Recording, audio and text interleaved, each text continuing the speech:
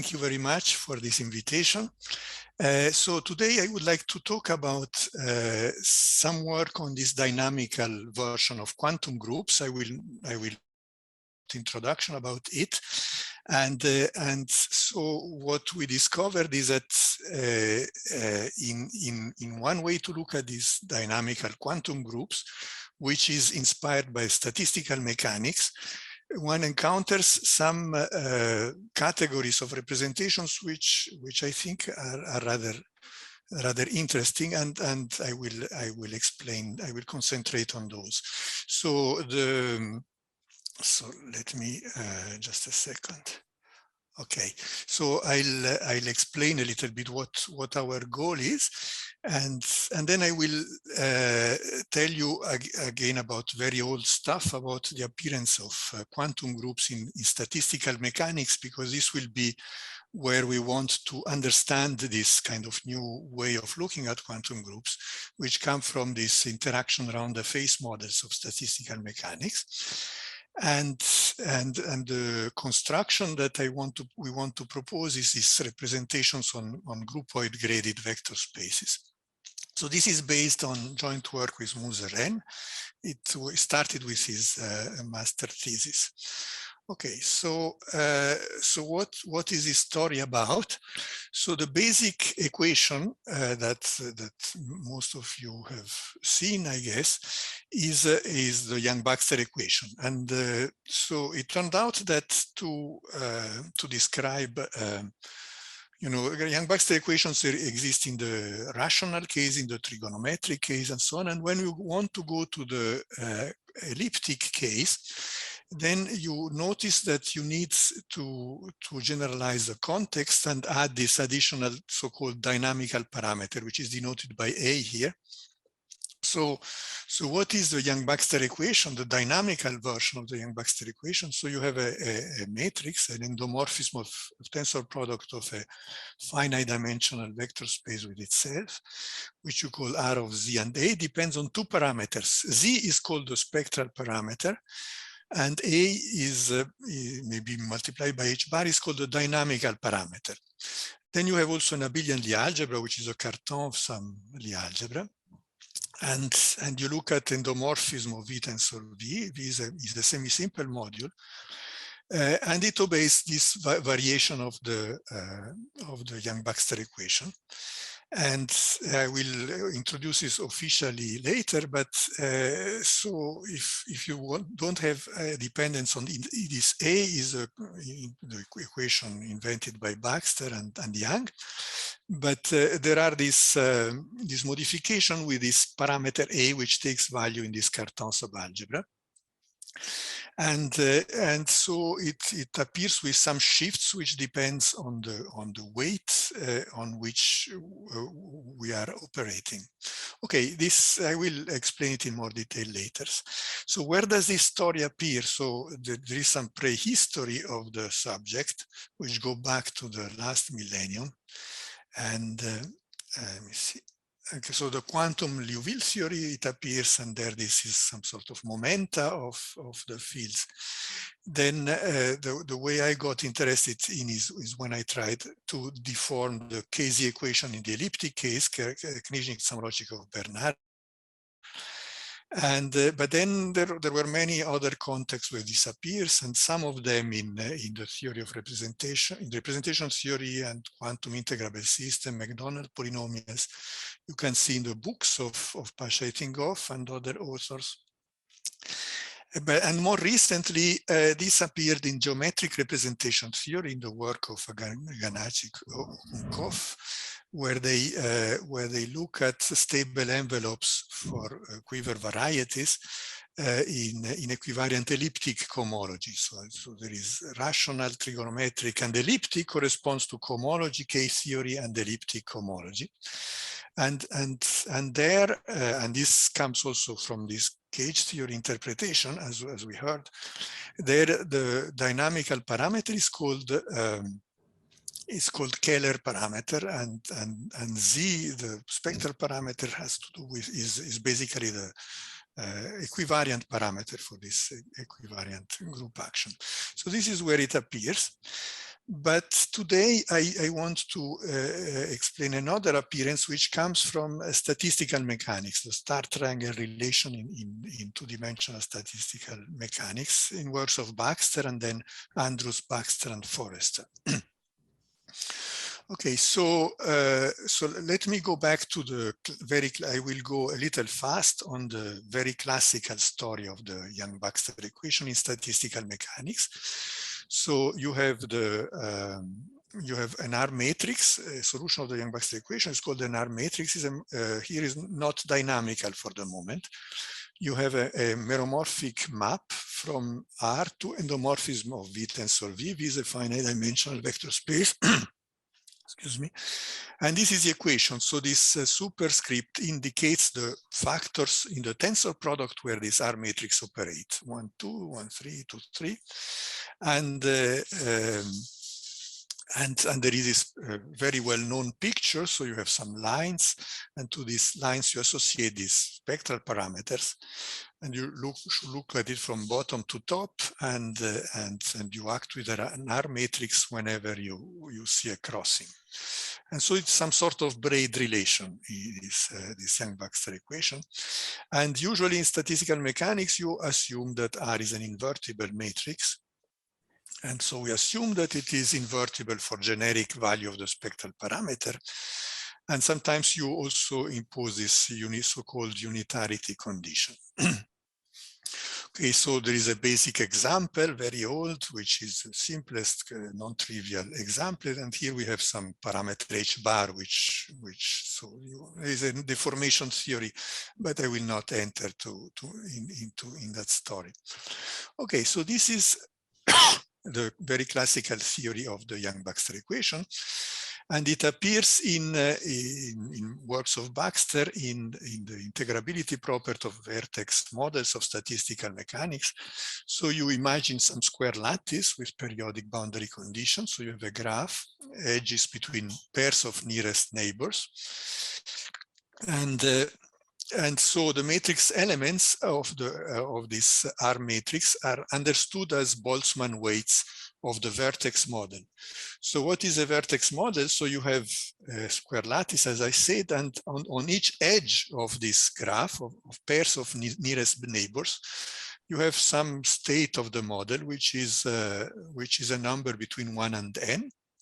So you give probability measure on this configuration space, which is a map from the set of edges, a coloring, if you like, to n. And the probability is proportional to the product of these matrix elements, 1 for each vertex. And the indices are the values of this color at the 4 edges which are incident to it. So I should have drawn them, but I think the picture is clear. And then there is a normalization factor z to impose that the probability, the sum of probabilities is 1. Okay, and then the kind of representation theory in this story was introduced by the Leningrad school. It's called the quantum inverse scattering model. So you can write the partition function z of the model as a trace of a transfer matrix. This transfer matrix you can construct out of an L operator. So what is an L operator? So suppose you have a solution of the Young-Baxter equation, then an L operator is a pair W, LW. W is a finite dimensional vector space. And then LW is an endomorphism, a z-dependence endomorphism of V tensor W. And it obeys a version of the Young-Baxter equation, which looks like this. So this is in endomorphism of V tensor W. So W is called, I don't know, state space or physical space, and V is called auxiliary space. So you have such a thing. And of course, there is a standard example where you take just L equal to the R matrix and W equal to V. But here you should think of this pair W, LW as a representation of some algebra, whatever. So the goal here is to construct a category of representations. Anyway, so this is the definition. And the example, the basic example is a vector representation. You just take L to be R, as I mentioned. But then you can also shift this parameter Z. So you have this kind of endofunctor, TA, and this gives a new L operator out of old. And then you have a tensor product. So on the tensor product of W1 and W2, there is an L operator which is constructed by this thing. So you just take the appropriate product on the auxiliary space of these R matrices and L matrices. And the point is that that this will still be an L operator. It will still obey this kind of RLL Leningrad relation. And so you get so you can start from this vector representation from the R matrix, and you find many such things. And then then you have some quantum integrable model associated to it, namely for each L operator, you can take the trace over the auxiliary space, and you get an endomorphism of this quantum space W. And the point and the consequence of the RLL relation is that you have commuting transfer matrices for different values of the spectral parameter and different. Here one should be maybe both W, not Z is wrong here. But you can also take W and Z if you like. Okay, so this is the proof. It's a very easy construction. It's the cyclicity of the trace. And this is where it appears in statistical mechanics, because now if you iterate this construction and take W to be the tensor product of the vector representation with itself many times, then you get an L operator which is endomorphism of V tensor V to the power L, and you should think of it as kind of the first row of your square lattice. And to that you associate this transfer matrix. You take the trace over the finite space, and you get an endomorphism of V tensor L, which is a transfer matrix.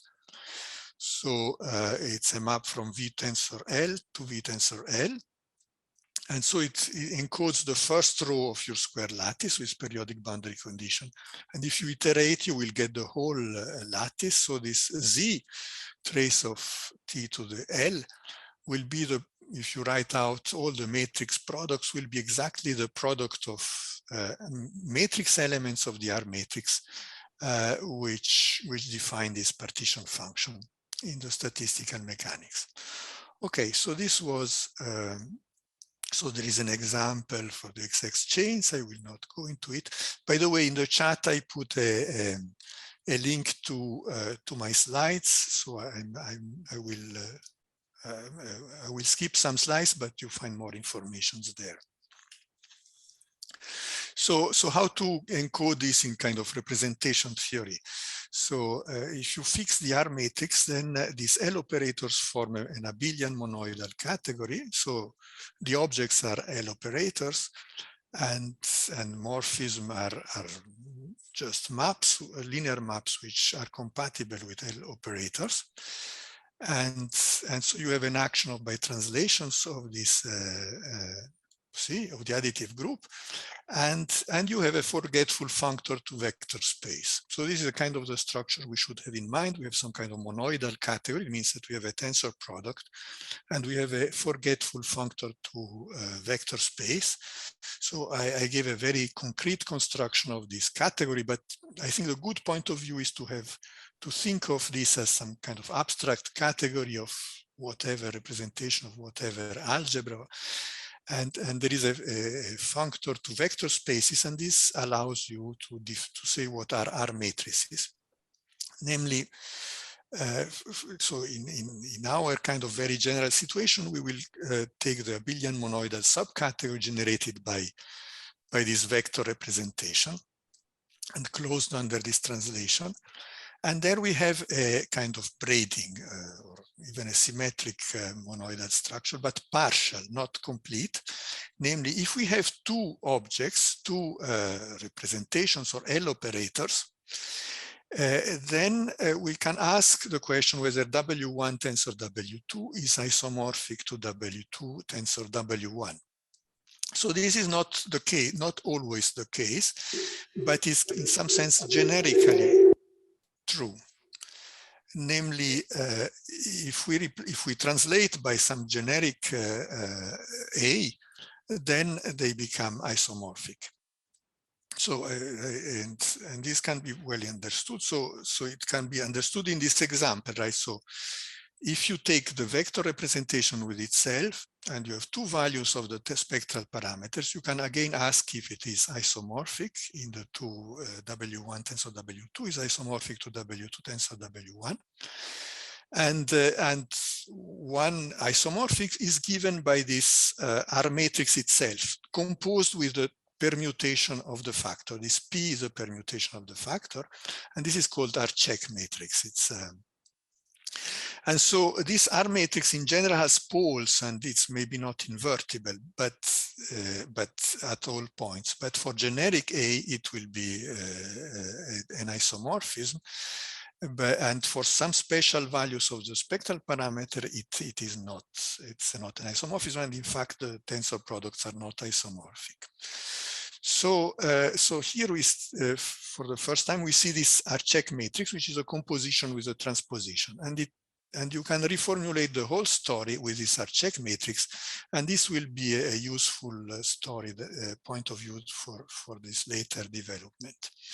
Okay, so and then you have solutions of the Young-Baxter equation again, but I will formulate them into this R check matrices. If you have three many representations, I, J, K, then you have this kind of consistency condition, which is again a type of Young-Baxter equation, but now it's slightly twisted because you have this composed with this transposition of factors. By the way, so if you have questions, please ask. Okay, so the drawing is the same, but right. Okay, so this is very old story. And then you want sometimes to view this category of representations as a category of an algebra. What you do is you take Taylor coefficient. You say that the generators are Taylor coefficients or Laurent coefficients of this Li, of the matrix entries of the Lij, subject to quadratic relations.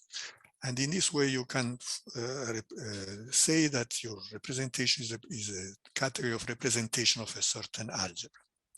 For instance, in the Youngians, you expand that is equal to infinity, and you say that the coefficients are the generators of your algebras and so on. And, okay, and you have a coproduct, so you really have a Hopf algebra in this case.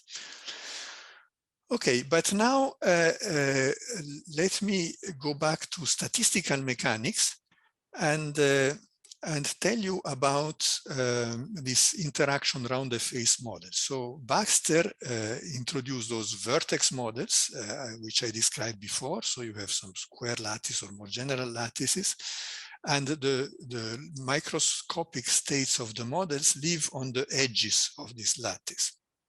And then there is a variant where you have the states live on the faces, and these are the interaction around the face models. So one example is this SOS model, which describes some random surface, which is given by a graph of a function on a two-dimensional lattice. So this height function is called L here, will be a map from your square lattice with periodic boundary condition to R, or maybe to, we will see variance. A priori it is R. So you should think of a graph of a function on Z2, so some kind of random surface. and you say that the difference of height at neighboring points of the lattice should differ, so should be plus or minus 1. This is a SOS model, solid on solid model. And oops. So now the Boltzmann weights associated to faces, right? So the vertices of the dual lattice of your square lattice. And the probability of such a distribution is given by a product over all faces over two cells of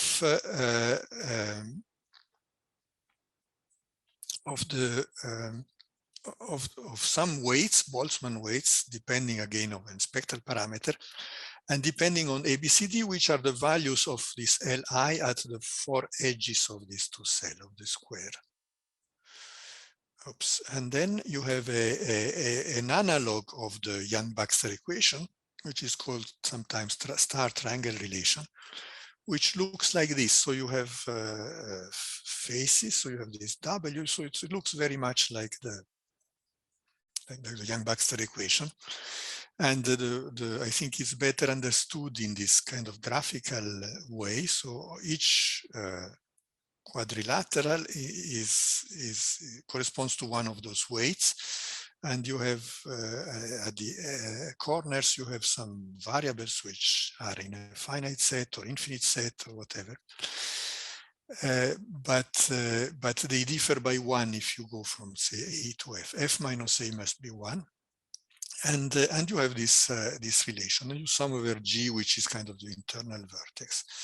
So this is the relation, and there is a famous example, which is this elliptic solution. Forget about these dots on the corners. So these are all the possible configuration on a face, and you have some weights which solve that equation. And this is theta is the odd Jacobi theta function. You take such ratios of theta functions. Okay. So here what one has to notice that there are some denominators, right? So there is some L in the denominator, and so for L0, for instance, the denominator vanishes. Okay, so right. So then there was this paper of Andrews, Baxter, Forrester. First, there was some paper of Baxter on the hard hexagon model, and it was generalized by Andrews, Baxter, Forrester, which noticed that you can actually consider the so-called restricted model, namely the star triangle relation is still valid if you restrict the values of L to a finite set. So this is a little dangerous because, well, first of all, you have denominators. So you need to be careful that your finite set should not involve denominators. And second of all, it's not clear that if you restrict that, the equation will still valid. But you have some zeros if h bar is a root of it's a rational number in this weights, which allow you to still have this Young-Baxter star triangle relation valid. So you should sum over G only on the subset, and so if A, B, C, D, E are in this subset, the sum over G will also be on the subset because one of these matrix elements is 0. So this allows you to consider those models where you have a restricted values of this height function. So you have a kind of surface which is confined to some kind of strip. Okay, and so the Ising model is an example. The hard square, I will not go into these examples, but these are kind of famous examples. And so this is where you expect the minimal model to come up in the continuum limit. Okay, so anyway, so one way to rewrite those formulas is by this dynamical Young-Baxter equation.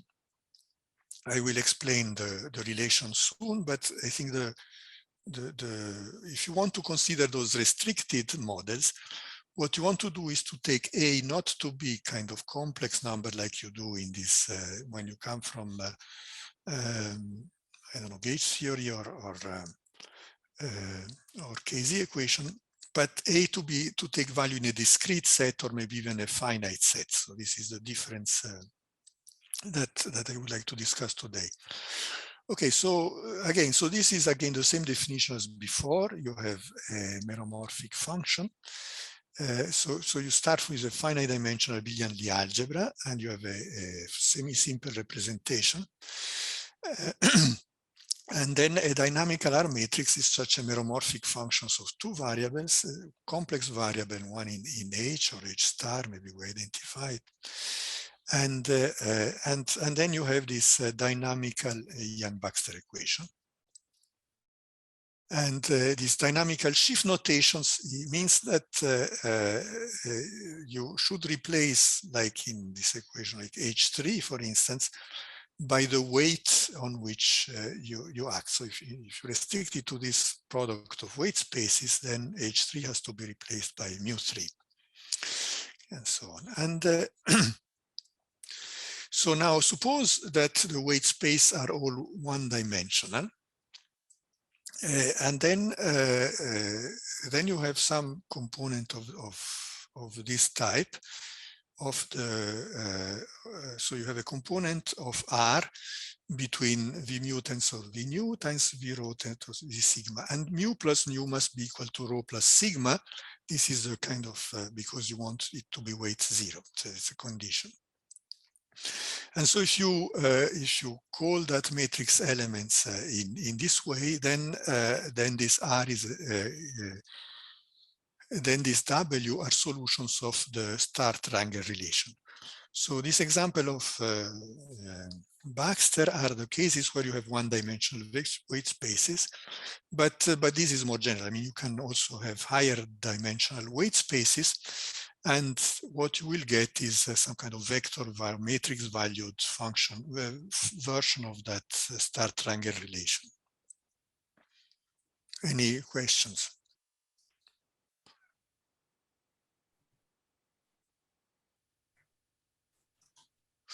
So, right, and then we have L operators. Then we can reproduce the whole story, but you have to put the right shifts at the right place. So again, you say what you construct some kind of tensor category, monoidal category, by taking L operators. So they will be such meromorphism. So L should take value again in endomorphism of V tensor W. You should have written that. And you have these relations with the same story with the shifts, and again you have tensor products. I will not write it now because I will present it in a simpler way later. So again, tensor products of such Euler operators are defined. You have just to take the same formula but with shifts. And again, you will have a partial trace over the auxiliary space, which give commuting transfer matrices. But the difference here is that these transfer matrices now should be thought of as difference operators because of those shifts. So, T mu, so this acts on functions with values in W, functions of this dynamical parameter with values in W. And they involve translations by these functions. And so these operators are now difference operators, and they commute again. And so there are examples of kind of integrable models which appear in this way.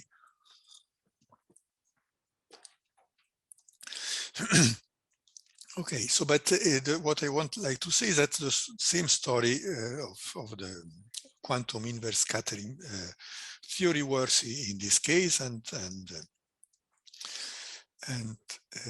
right now, so then you would like to formalize this, and people did it. So now to understand it some sort of more conceptual way, and there are many attempts, many ideas.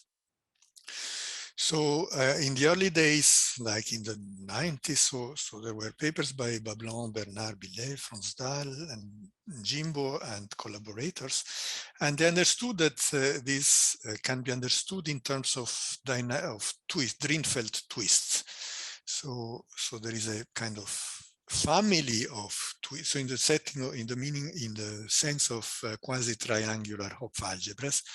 So there are families of sorry,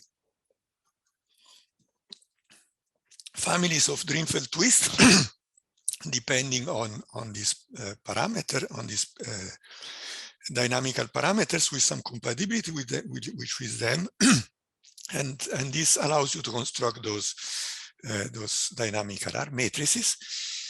And then it was formulated in kind of representation theoretical form by Tingoff Varchenko, who introduced this notion of H-Hopf algebroid.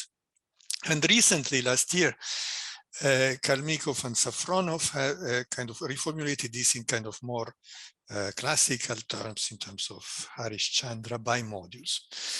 And in any case, what you can do then is trying to develop a representation theory, and there is much work in progress in this thing. In the old days, we started with SL2, and then it was done for SLN, and so there are many other people also. So, most of these papers are in the SLN or GLN case, and recently there was a construction of Gautam and Valerio Toledano Laredo who have use this current representation to do general Lie algebra. Anyway, there is some representation theory which can be constructed. And so in these approaches, the dynamical variable A is a continuous parameter. And so the R matrices have poles, are meromorphic functions of these parameters. And so the framework you work in is a vector space over the field of meromorphic function of A. But what I would like to explain today is what to do if we have this kind of discrete version. So A takes values in the weight lattice or so, where you have to be careful about those poles. You cannot just apply it in this way. So we would like to propose a framework to deal with this representation theory if you take A to be this dynamical parameter to be discrete in a weight, in the weight lattice. Okay. So what is the idea? So what we want to think of this A. So if you think of this interaction around the face model, you have this little two cell, these squares, and you have at neighboring points of your lattice, you have in the simplest case of Baxter, you have height L and then L plus or minus 1. And you should think of it as adding or subtracting a weight to a variable in the dual of the Cartan. And this we would like to understand as an arrow in a groupoid. So it's a transformation groupoid. So you should think of this edge of the Andrews-Baxter forest model as a map or an arrow in a groupoid between the value at A and the value at the neighboring point, which differs by a weight of your Lie algebra, SL2 in that case. So it's a transformation groupoid, and you have arrow between objects of a groupoid. And then, so we would like to understand the underlying vector space of a representation as a pi-graded vector space, as a vector space whose grading is given by arrows of a groupoid. And so just to as a preview, so what will happen is that this story will have an interesting character theory. So the characters we are used to have them as kind of numbers or functions, and here they take value in a non-commutative algebra, the convolutional algebra of the groupoid. And so there are kind of interesting stories coming out of that. So this is the idea. We want to say that a representation of a dynamical quantum group with discrete dynamical parameter is a pi-graded vector space. It's graded by a groupoid, and and this groupoid will not be very complicated. It will be kind of action groupoid of the weight lattice acting on an orbit of the on the carton, on the dual of the carton, or a subgroupoid thereof. Okay, so this is kind of the program. So I have a couple of slides on groupoids. Maybe I will skip them. So what is a groupoid? You have arrows, which are arrows of a category, which are, so a groupoid is a category, essentially a category where all arrows are invertibles. The morphisms are invertibles. And for instance, if you have a group acting on a set A, then there is a transformation groupoid, which has arrow AG, and you should think of it as an arrow going from A to AG.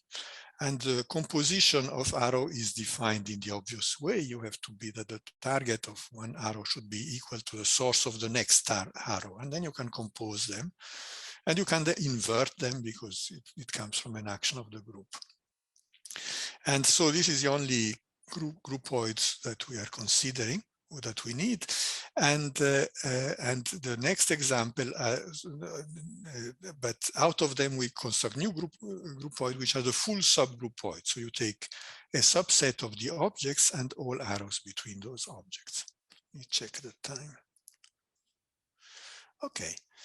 So, let me say what is this convolution algebra, convolution ring of a groupoid. It will be useful because the characters will take value in this ring. So if you have such a groupoid, then there is a canonical ring associated to it with an involutive anti-automorphism. And so the abelian group is just all the integer valued maps, and it will be dimensions of weighted components in the character theory. So you have maps, integer values maps on the arrows. So with some finiteness condition for the next object to make sense, namely the product. You define a convolution product on this abelian group, which is kind of more or less obvious if you have this composition law. So you map gamma to the sum over all n alpha times m beta, for which beta composed with alpha is gamma. So this is, and it's a finite sum with these finiteness conditions. Okay, so then what is a pi-graded vector space? It's just a collection of vector spaces that is finite dimensional, and so one for each arrow of your groupoid, and so again with some finiteness condition. And so morphisms are obviously linear maps preserving the grading. And the point is that you have a tensor product, and the tensor product is again defined in the same way. The tensor product of V tensor W has a component corresponding to the arrow gamma, which is a direct sum of tensor products of V alpha tensor W beta, with beta composed with alpha is equal to gamma. Okay, so you have duals, you have unit, which is C for all identity arrow and 0 for the rest. So it's a nice abelian monoidal category. And right, and then you can define the character of such pi-graded vector space by taking just all the dimensions of the graded components. Right, and then you have the usual story. So it is just as in usual character theory. You have that the character of the trivial module is 1. The dual is there is this involution which maps gamma to gamma inverse sigma, and the direct sum corresponds to the sum of characters, and the tensor product is a product of characters. So there is one important observation here, is that this product is not commutative. Even if you take an abelian group a transformation groupoid for an abelian group action, this is not commutative. Okay. Right. But so the point will be that if you have R matrices, if you have isomorphisms between, I don't know, V tensor W and W tensor V, then the corresponding character will commute. So this character theory will produce kind of commutative subalgebras of this convolutional algebra. Okay, and we will. I hope I have time to give an example, right? I think I started 10 after or something, right? Anyway, so questions.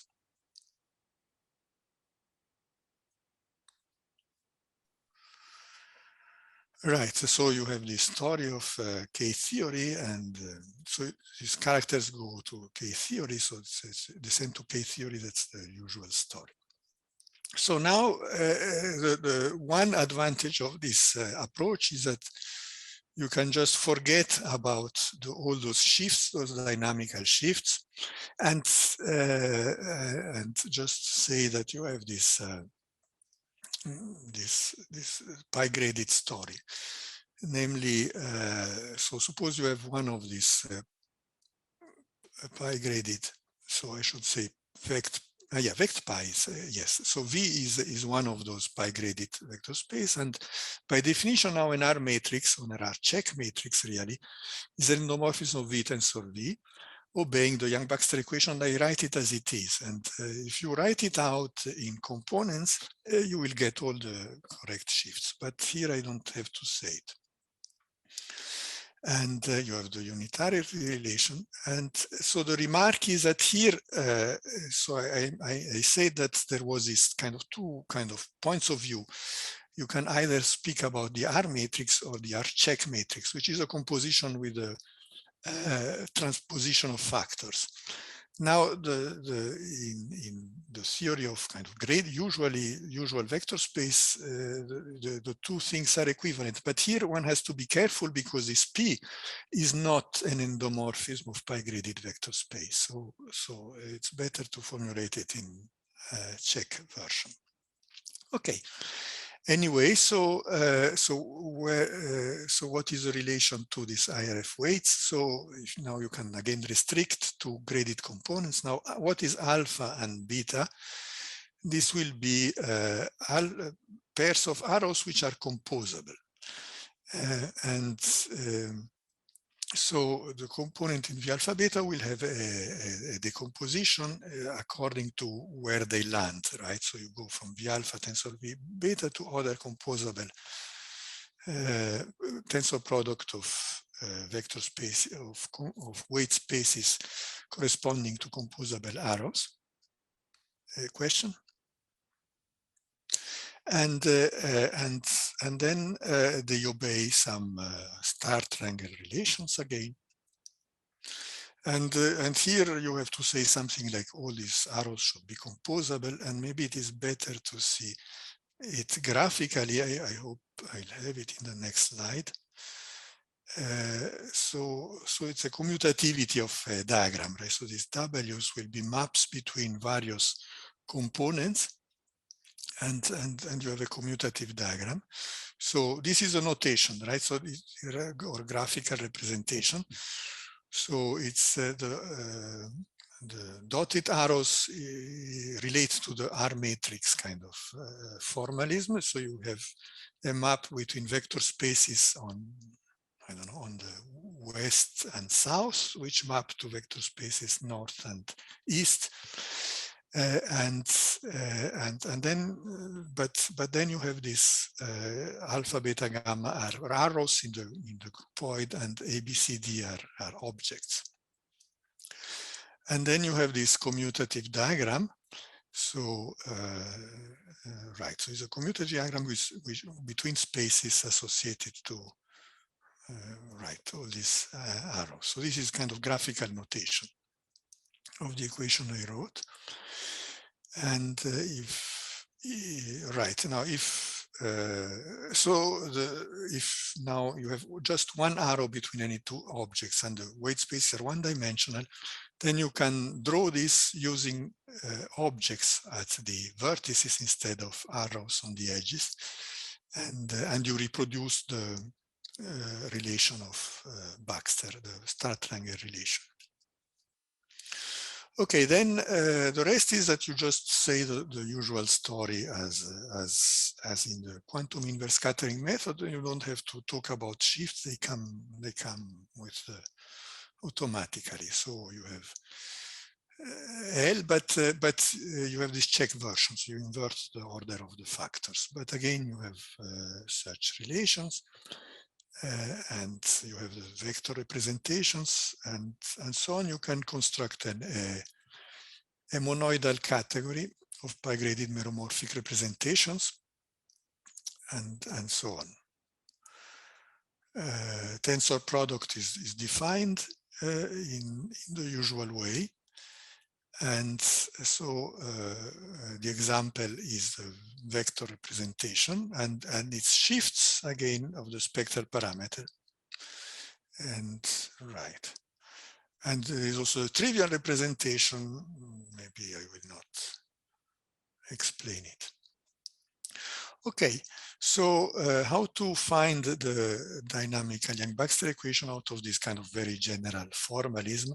So here I'm still maybe a little too general. So it also works for non-abelian groups acting on a space A, but the application will be maybe I should skip some part of it. So the application will be G will be the weight lattice of Lie algebra, of semi-simple Lie algebra, and A will be an orbit. Okay, and then so in this case you can label pairs, you can label arrows of the groupoid by pairs, the starting point and the group element, and the arrow will go to the action of G on this element. So I have a right action here, and the tensor product is defined in this way. So these are composed of arrows who compose to AG. These arrows H, AH. Okay, and and then a solution of the Yang-Baxter equation is like this, and again you have this dynamical representation. So whenever you have an action groupoid, you have a dynamical Yang-Baxter equation. And so the example of the elliptic quantum group is this one, and it will give in the SL2 case the Andrews, well, this Baxter solution. So here, right, and then here we can restrict. Restrict means that we take the subgroupoid. So there are kind of two restrictions that we can do. Maybe here I do both. So there is kind of non-restricted case where we take A to be an orbit of the lattice acting on the carton, and a kind of generic orbit. So you have this parameter B. To avoid the poles, you shift by B, and then you take all translates of B by the lattice. And but the most interesting case is when you restrict. So you take the Weil alcove. So you take all dominant weights such that or Young diagram, so that the first row minus the last row is less than R, some positive number. And this R will be 1 over H bar. So it's a scale Weil-Alcove of regular dominant affine weights of level R. So right, and then you have two kind of versions. So you have the unrestricted model where you take some kind of generic B, so you translate to avoid poles. You have a vector representation, and so for each arrow, so it's basically the vector representation, but you have to say some more words to say that you also have this dependence on A. And so here, if in the generic case, you have well-defined endomorphism because you avoid poles and you have a solution of the Yang-Baxter equation. And then you have the restricted model. You have h bar equal to 1 over r, and you take the full subgroupoid on the dominant regular weights of level r. And so you have pairs. So what is this groupoid? You have pairs of A, which is in this orbit of 0. So A is a weight, and mu is also a weight, so that both A and A plus mu lie in the Weyl alcove.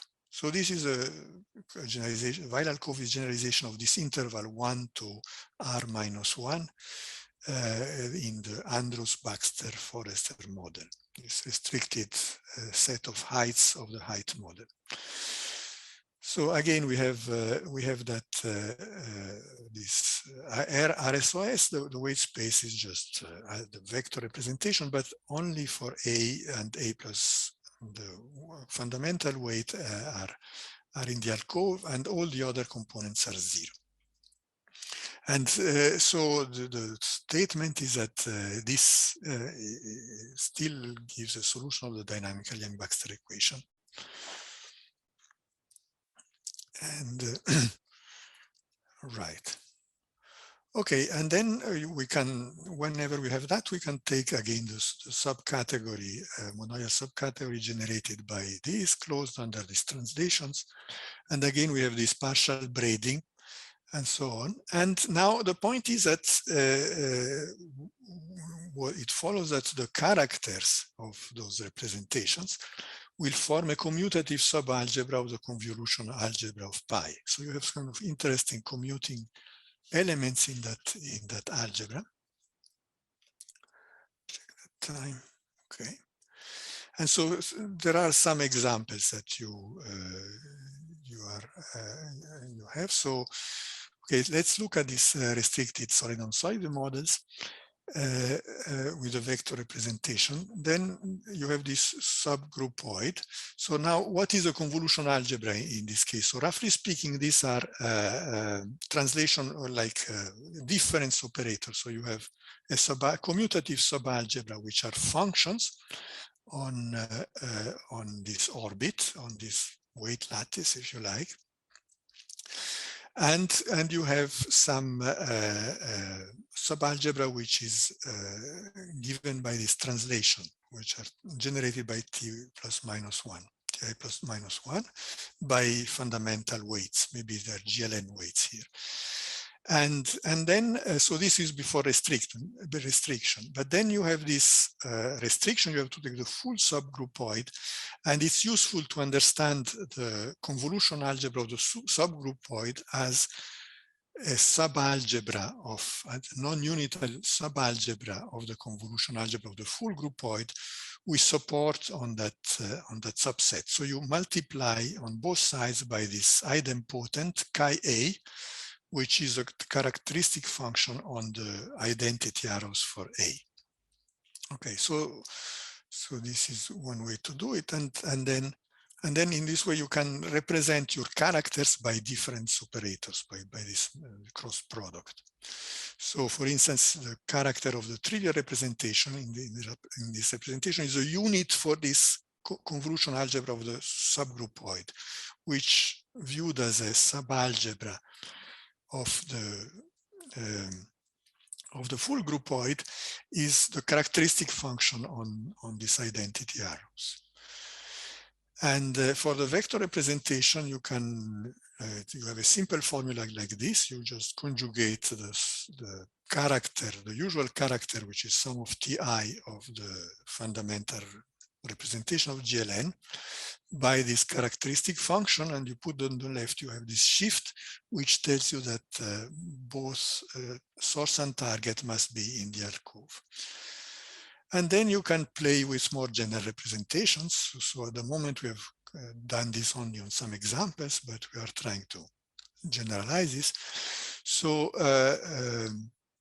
right, so there is this story that you can consider the tensor, the wedge product, the analog of the wedge powers and symmetric powers of the vector representations.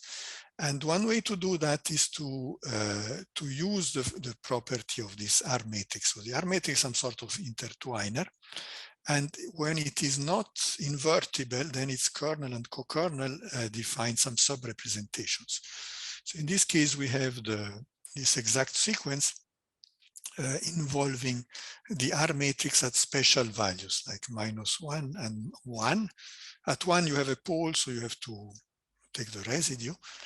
And so the symmetric power is a kernel of that thing, and or the co-kernel of the other one, and then you can compute the character, and you get some formulas of this type. And right. So maybe I will not comment too much because I think I'm almost out of time. And similarly, you can take the second exterior power and compute this representation. And so it is not obvious, but these operators, it's not obvious if I give you these formulas, but these operators commute, right? These elements of the convolutional algebra commute, because actually you have these R matrices. And then you have this kind of relations between those characters. The square of 1 in this convolutional algebra is a sum, and so on. And so one example of those commutative subalgebras of the convolutional algebra, which I find interesting, is this Verlinde algebra.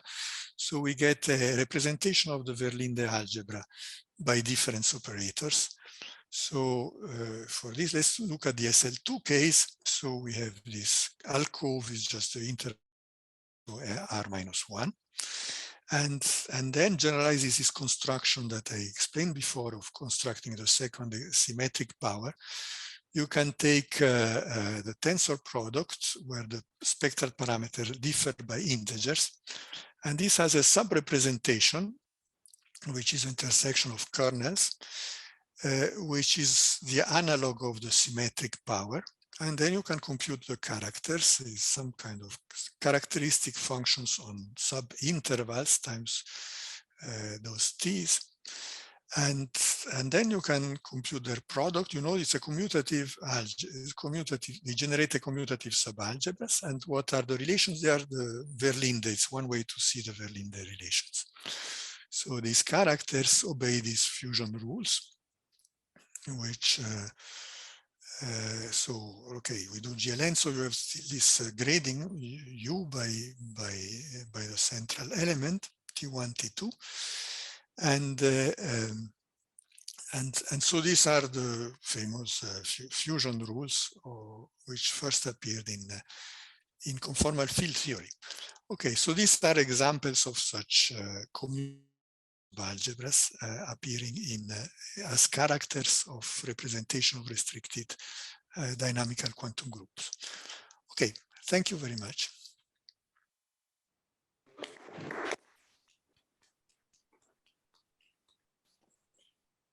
Any questions? Maybe from first from the online audience.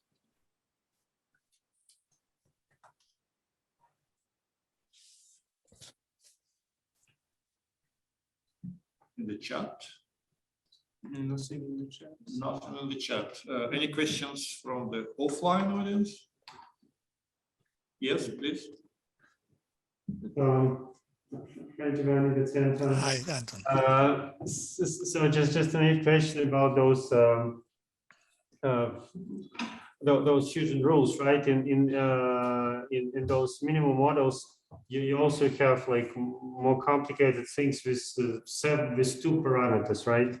So if maybe if you show again the last slide, right? Yes.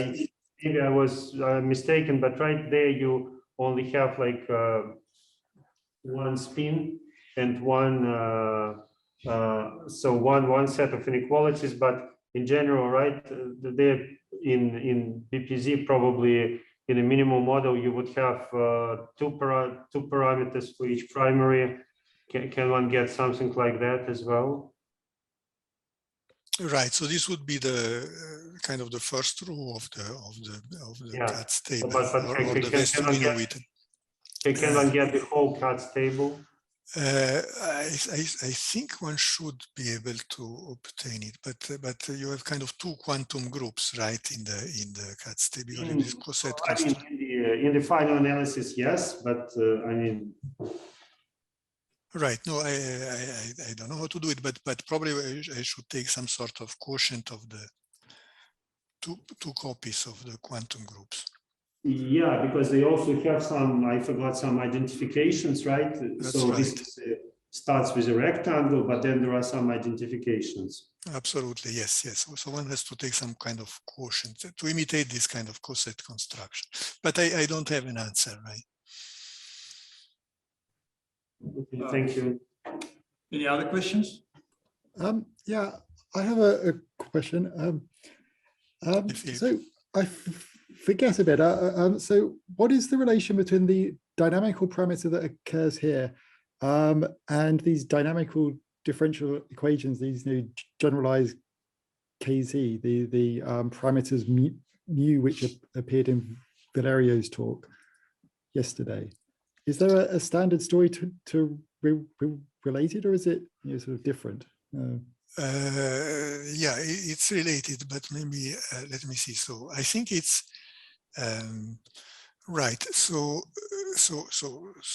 this is a kind of quantum equation. So out of this quantum equation, there is the so-called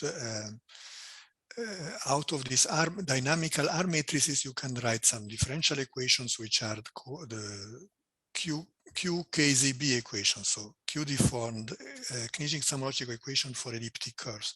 And then you have to take certain limits, right? So you have to take the limit, probably you are referring to the trigonometric or rational case. So you have to take the kind of degenerate elliptic curve and also you have to take Q to 1. So if you take Q to 1, you get KZB equation, Knight-Samolowczyk equation with dynamical parameter, which in that case it has an interpretation of a kind of a G bundle on your elliptic curve, this dynamical parameter.